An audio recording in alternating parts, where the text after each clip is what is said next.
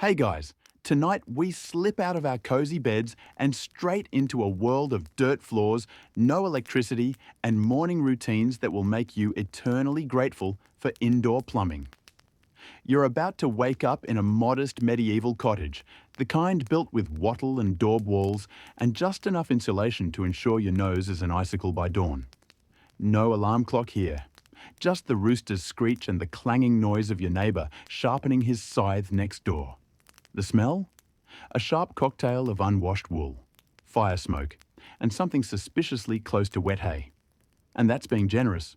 So, before you get comfortable, take a moment to like the video and subscribe. But only if you genuinely enjoy what I do here. And drop a comment letting me know where you're listening from and what time it is there. Now, dim the lights, maybe turn on a fan for that soft background hum, and let's ease into tonight's journey together.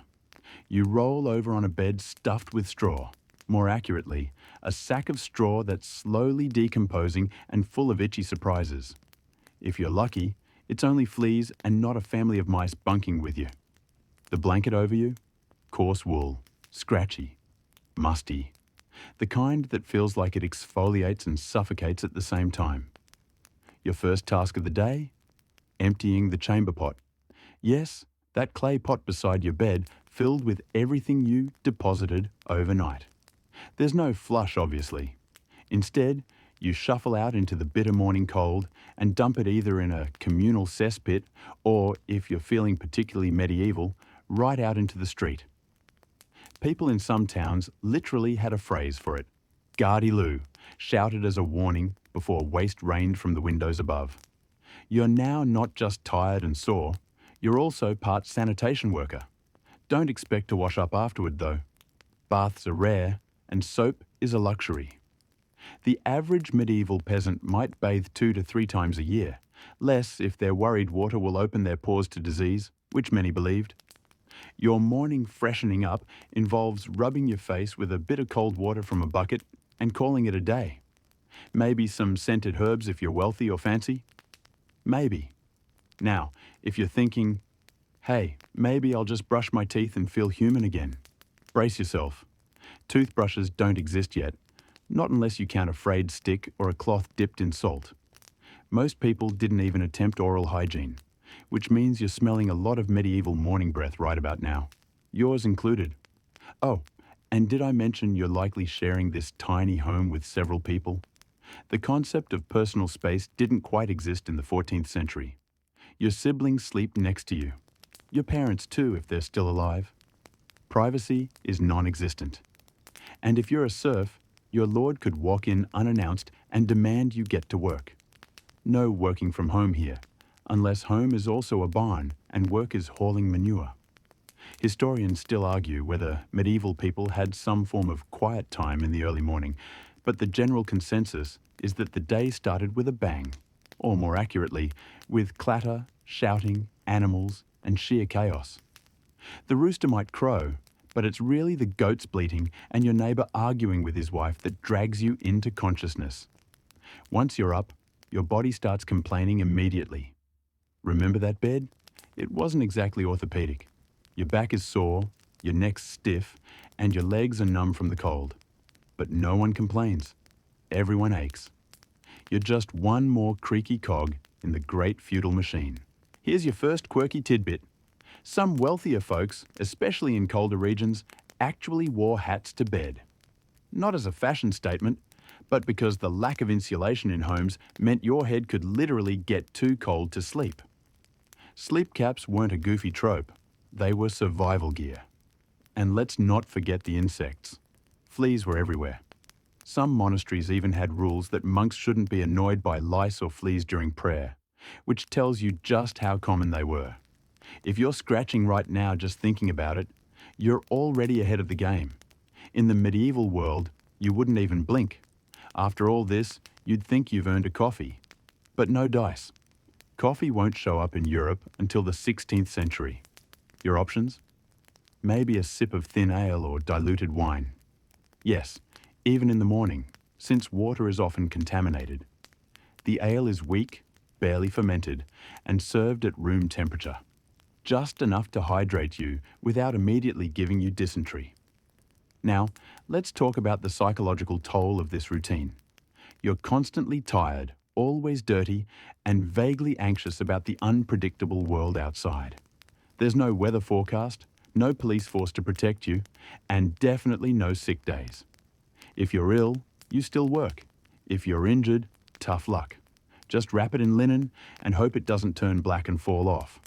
And through all of this, you must obey the unspoken and very spoken rules of your feudal role.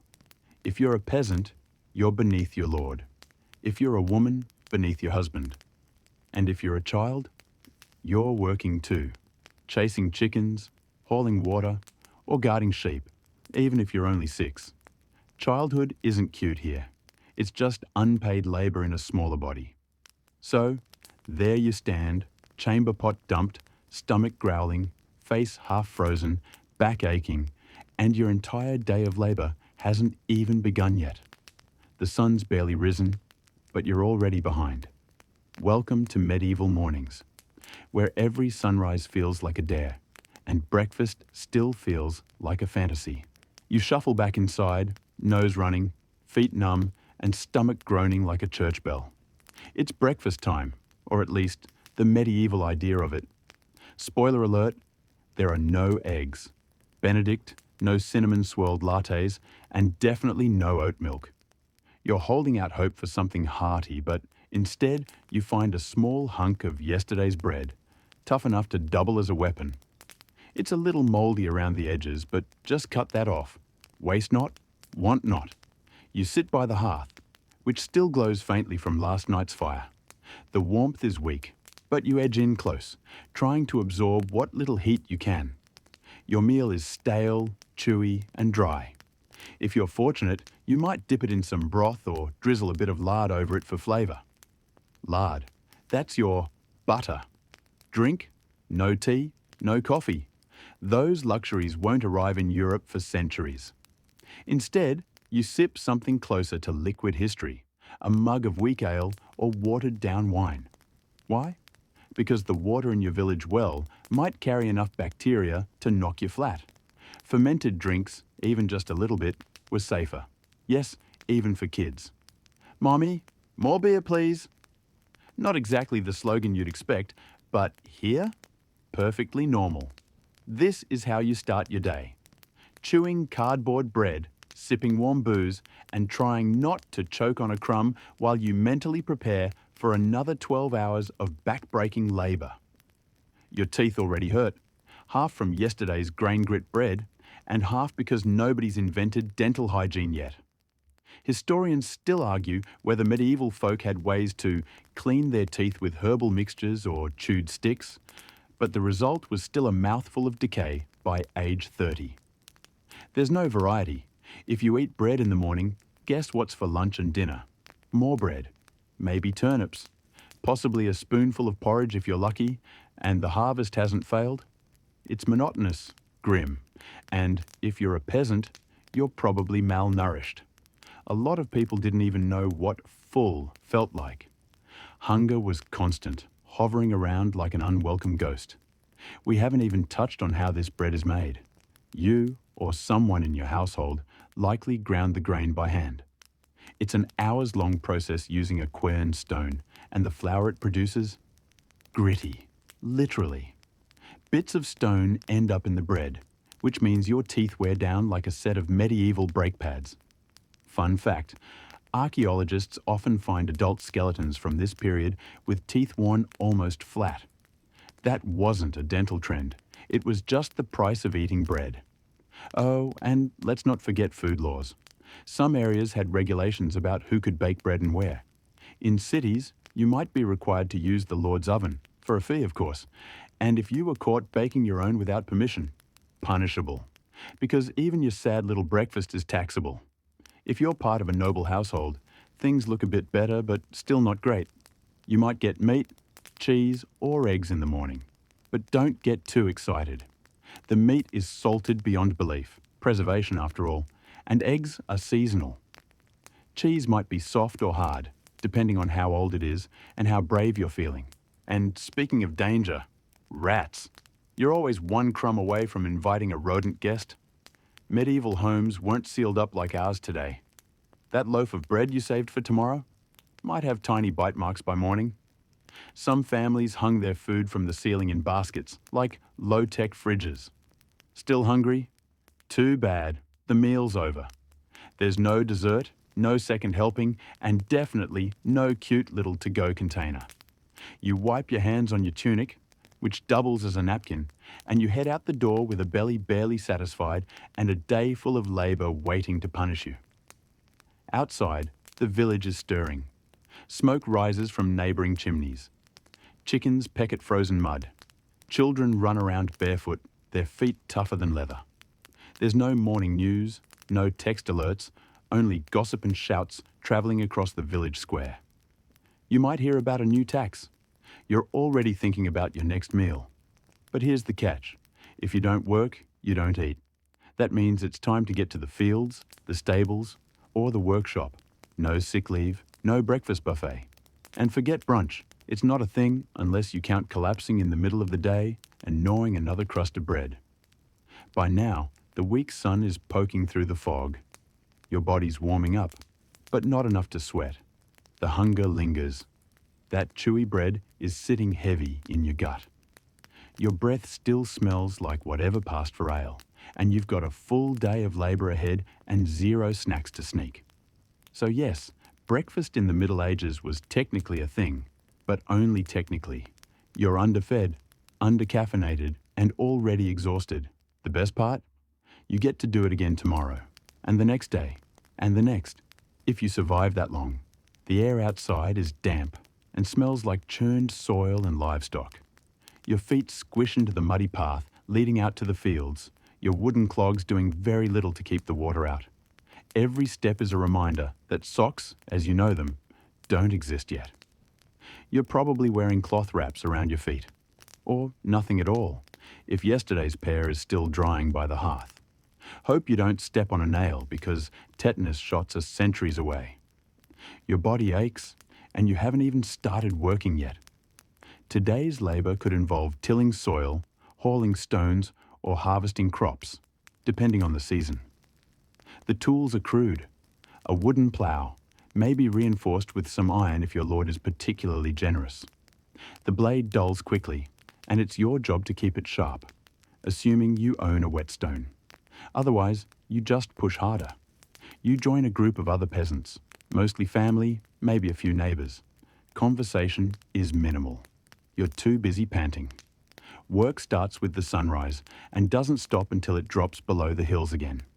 You'll break briefly for dinner, a midday meal that's just more bread, maybe with some onions or cheese if you're lucky.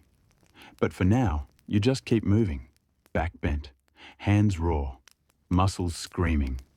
You might be digging ditches or sowing seed. Each action is repetitive, brutal, and completely necessary. Miss a step, and the harvest fails. The harvest fails, and people starve. There's no grocery store fallback here, no corner deli to save the day. It's your effort or nothing. And here's the thing, the work is deeply unforgiving. There's no such thing as ergonomics. Tools are heavy and badly balanced. Carts have wheels that splinter. Ropes chafe your hands. You haven't had a proper bath in weeks, and the sweat dripping down your spine just turns to salt crust by midday. You feel every inch of your body slowly revolting. Here's a quirky tidbit for you. Medieval people believed that physical labour was noble, provided you were a peasant. If you were a noble and broke a sweat, it was a mark of shame. Physical effort was tied to class. So while you're bleeding your hands raw, your local lord is likely relaxing with a lute and deciding which cloak looks most intimidating today. Historians still argue whether peasants truly accepted their roles or if low-level resistance, like working slowly or stealing food, was more widespread than records suggest. But whether accepted or not, the labour kept grinding forward. And if you slack off, you're fined, or whipped, or worse. The Lord owns your land, your home, and technically, you. You glance around. Your neighbour's child is trudging along beside you, no older than 8, carrying a bundle of sticks twice her size. She's barefoot and silent, her eyes already dulled by the weight of expectation. Childhood, as we think of it, playing, learning, growing, is more of a poetic concept here. Most kids are just tiny adults with smaller tools. As noon nears, the sun begins to sting. There's no sunscreen, unless you count a fun fringe practice where some Egyptians used crocodile dung for sun protection. No one's doing that here, thank goodness, but the point stands. Your skin is at the mercy of the elements. You burn, you peel, and you keep working. Now imagine you sprain your ankle, or your wrist gives out from endless scythe swings. There's no cast, no ice, no rest it for a few days. You wrap it, bite down on something, and power through. Rest is a luxury, not a right. And let's not forget how this daily grind isn't limited to the countryside. If you're in a medieval town, your job might be smithing, tanning, weaving, or milling, each with its own special brand of misery. Tanners, for instance, soaked animal hides in urine to remove hair. Weavers inhaled lungfuls of dusty fibre all day. Millers dealt with heavy stones, deafening noise, and a thin layer of flour in every orifice. No, thank you. Then there are guilds. If you're lucky enough to be part of one, you might eventually learn a trade and improve your status. But first, years as an unpaid apprentice, fetching ale and sweeping floors until your master decides you're ready. Spoiler, he won't decide quickly. You pause for a drink of water, risky, but your only option. You scoop it from a stream. Upstream, someone's washing clothes. A little farther up, a pig's doing its business. It's basically medieval trail mix. Water, bacteria, and a chance to roll the disease dice. Your hands are blistered. Your back feels like it's permanently bent. And you're only halfway through the day. Lunch will be another hunk of bread and, if you're lucky, some beans or salted fish. The salt nearly cracks your lips, but you don't complain. No one does. Complaining is reserved for nobles or dying old men who've earned the right to moan a little. Suddenly, your neighbour lets out a yelp. He's caught his hand in the yoke. Blood flows freely. There's no ambulance coming, no first aid kit. Someone grabs a strip of fabric, maybe from their sleeve, and wraps it tight. That's it. That's the medical care. Maybe he'll be fine. Maybe he'll lose the hand. Life goes on either way. You keep working. In the distance, the bell from the manor rings. It's time to haul your tools home. Your muscles feel like they've been pressed under a cart. But you made it. Barely. Another day survived. So here's the daily grind, laid bare. Wake up sore, eat poorly, work until your body cries mutiny, and pray that tomorrow isn't worse. You don't complain. You can't. Because even this, blisters, bruises, and a constant crust of sweat, is considered the best case scenario. And if you're wondering why you wouldn't last a day in medieval times, well, you're only at lunchtime. You step outside into the murky morning light, your breath fogging faintly as the damp air clings to your clothes. The ache in your jaw has settled into a dull throb, and your stomach, though technically full, feels as though it's been lined with gravel. Still, there's no time to linger. Daylight is precious, and your survival depends on wringing every ounce of usefulness out of it. The work ahead is relentless. You're not some pampered court scribe with soft fingers and access to goose-feather quills. You're a peasant, and that means labour. Heavy, repetitive, body-breaking labour.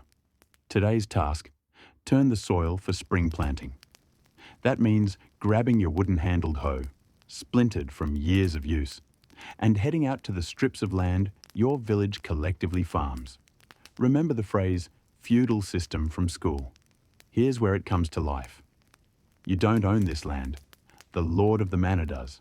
You just rent it with your blood, sweat, and maybe your firstborn. You work the land, and in return, he lets you stay alive on it. Fair is not a word that comes up much. You trudge through the fields, boots squelching in the muddy ground. The land is damp from last night's rain. No tractors, no gloves, no ergonomic tools. Just you, the cold wind, and a patch of earth that resents being disturbed. The work begins. You swing the hoe downward and feel the jolt run through your shoulders. Again, again. Your breath puffs harder now. Mud cakes your ankles. And this isn't just one neat field. It's a patchwork of scattered strips called open fields. You and your neighbours each have narrow rows, making it communal and chaotic. There's no privacy. Everyone sees your technique, or your lack of it. Strip farming, as it's known, was the system of the day. One big communal jigsaw of arable land. Historians still argue whether it was efficient or just the best option given the technology. Either way, it's exhausting. And you're not halfway done. You stop for a second to stretch your back. It cracks so loudly you scare off a nearby bird. You try to ignore the sharp sting in your lower spine. That's not going away. Not today, not ever. Chronic pain is a life partner now. Someone nearby, possibly Oswin, the man with 2 good teeth, sings while he works. It's a rough tune, in a dialect you barely understand. But it keeps the rhythm. You try to join in, but your voice croaks like you've been chewing gravel. Probably because you have chewed gravel. Remember breakfast? You wipe your brow with a sleeve stiff with last week's soup and bend down again. The soil is sticky and stubborn. You find a worm. That's good luck maybe. Then you find something harder. A rock? Nope, it's a bone. Human, most likely. Shallow graves and farming don't mix well. You drop it back into the earth and pretend you didn't see it. Midway through the morning, someone yells. A ploughshare's broken. A mule's wandered off. A child's fallen into a ditch. Just another Tuesday. You keep your head down because helping might mean being roped into more work. You're already behind. Your hands start to blister. No gloves, remember? Just raw skin against wood. The friction is unforgiving. One of the open sores begins to weep a little. Infection is a looming threat. You recall that your cousin once died from a splinter. You try not to think about it. A weird buzzing starts in your ears. Is it dehydration? Is it the bat-dropping potion from earlier kicking in? Or is it the call of the village bell? Lunchtime? No, too early. Someone's been accused of stealing. Again. You glance back toward the manor house perched like a vulture above the village. The Lord Steward rides out with 2 men-at-arms. You lower your eyes. You're just a field hand, invisible. You want to stay that way. And speaking of staying invisible, let's talk about clothing. Your tunic is made of coarse wool. Not because you love rustic fashion, but because it's the only thing that holds up to wear and weather. Underneath, maybe a linen shirt, if you own more than one. Most people don't. And underpants? Optional, if not mythical. Your clothes are itchy, damp, and never truly clean. Washing them means beating them on rocks down at the river. Lye soap, if you have it, burns your skin. Still, you'll probably do it later today, because the fleas are getting bold again.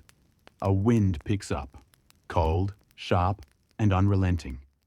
It cuts through your tunic like a knife through butter that doesn't exist yet. You shiver. There's no coat, no thermal layer. Just layers of fatigue, and the vague hope you'll warm up from moving faster. You look over at a neighbour, a woman in her 40s who looks 70. She's got a baby strapped to her back and a hoe in her hand. The baby's got a runny nose and a rash. Probably teething, probably sick, definitely loud. The village dog trots by with a rabbit in its mouth. It belongs to no one and everyone. It's mangy, limping, and probably carrying fleas the size of rice grains. But you envy it. It doesn't have taxes. Taxes.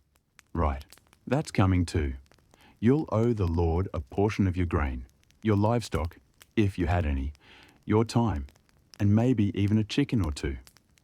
There's also the church tithe, 10% of everything. Even suffering is taxable here. You keep digging, working your way down the strip. The soil clings to your boots like an insult. Your muscles burn. Your lips crack. You find another worm. Still lucky? You don't know. The sun peeks out from behind the clouds for one glorious moment. It's immediately hidden again. Of course. A curious fact. In some regions, villagers would talk to their soil, curse it, beg it, or bless it. Farming wasn't just practical, it was spiritual. Life depended on the whims of the dirt beneath your feet. Some folks left small offerings. Others just cried quietly and hoped.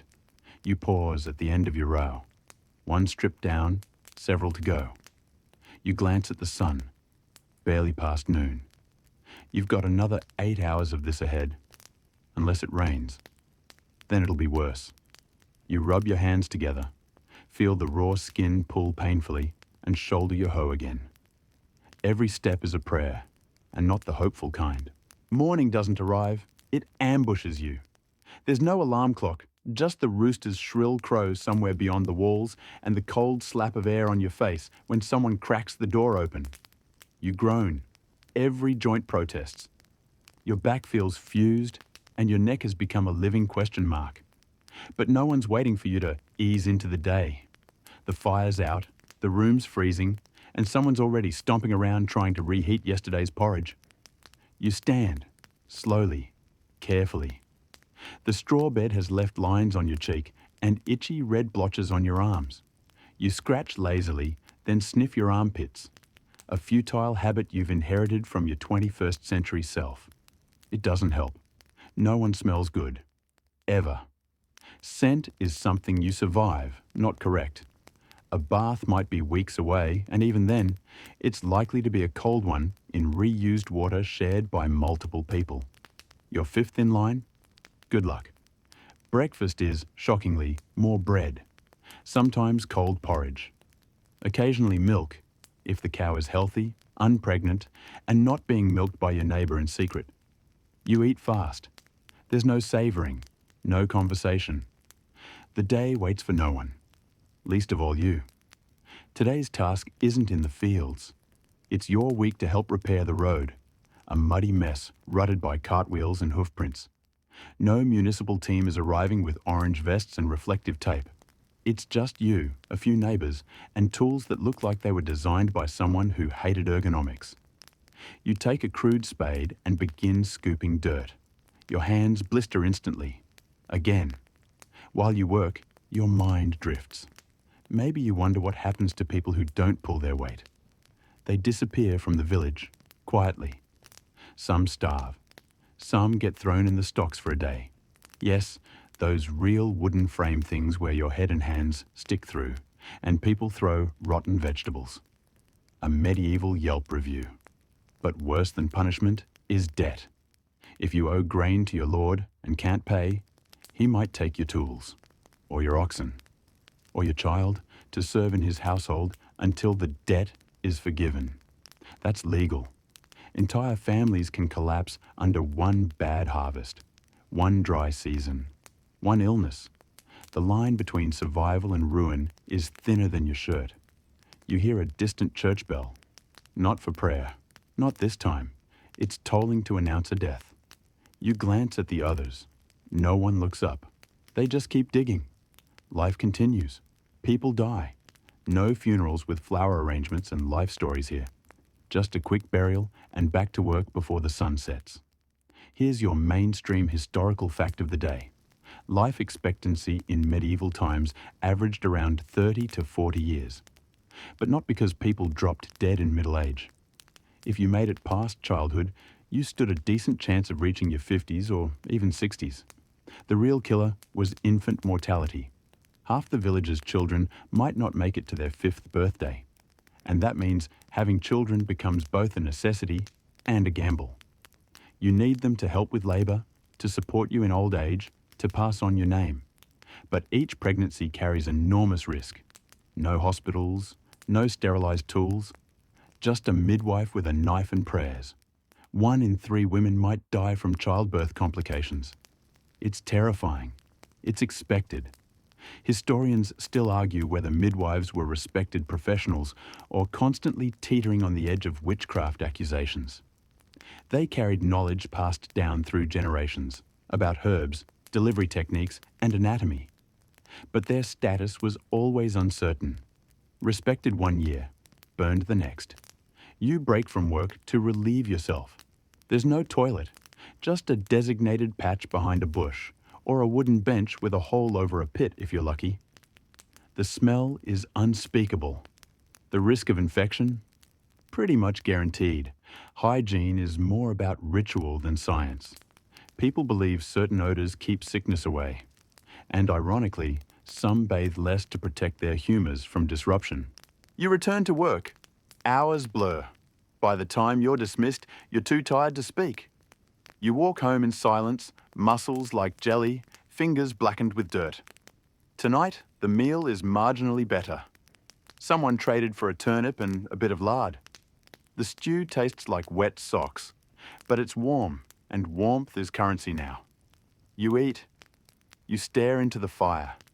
You wonder if life will always be this. Someone starts humming. It's an old folk song about lost love, or maybe a harvest gone wrong. You can't tell. The melody is haunting, and for a moment, you almost forget your situation. Then the wind howls through the chinks in the walls, and the illusion breaks. Your thoughts turn inward. What if you fall sick tomorrow?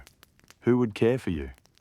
There's no hospital, no antibiotics, no modern medicine, just folk cures and faith. Garlic for a cough, leeches for swelling. A poultice of mashed herbs and hope. You lay down early, not because you're sleepy, but because there's nothing else to do. Your stomach aches a little. Was that turnip even fresh? You shift on the straw mattress, curling into yourself. And now it's time. The pace slows, the fire dims, your muscles surrender to the warmth, however faint. Outside, the wind has softened. The stars overhead, unfiltered by light pollution, twinkle like chipped glass in black velvet. An owl hoots in the distance, low and slow. The house creaks, but you're used to its voice now. It's the same lullaby every night. Your breathing steadies. The flickering rushlight casts a final glow before vanishing into darkness. The goat sighs in its sleep. Someone next to you snores softly, rhythmically.